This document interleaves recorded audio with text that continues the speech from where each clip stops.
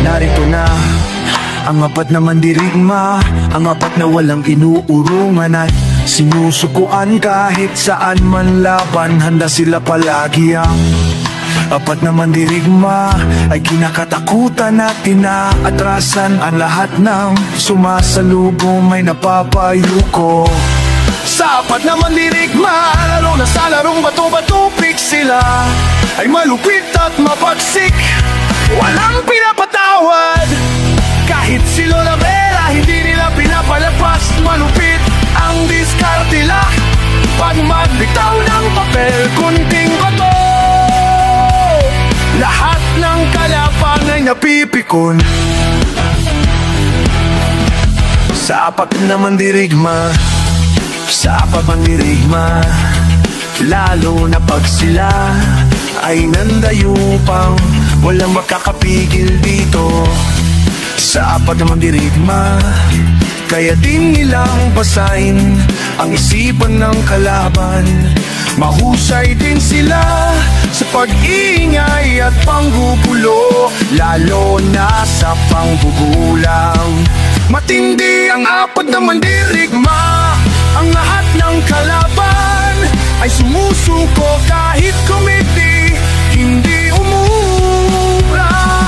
Sa apat na mandirigma, basta silang apat ay magkakasama, walang makakatala. Kaya ayaw rin nilang baikutin ang kalaban. Matindi talaga ang mandirigma.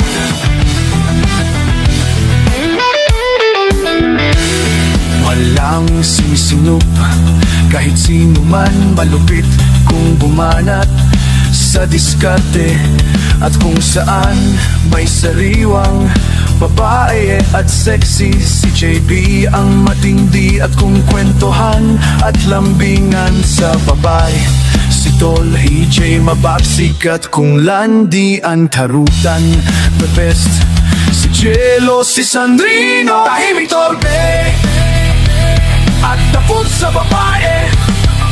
Ang apat na mandirigma, pinagbukrut na magkakaibigan, na malupit, mapagsik, matapang, palakaibigan at mapagmahal, lalo na sa babae. The best ang apat na mandirigma.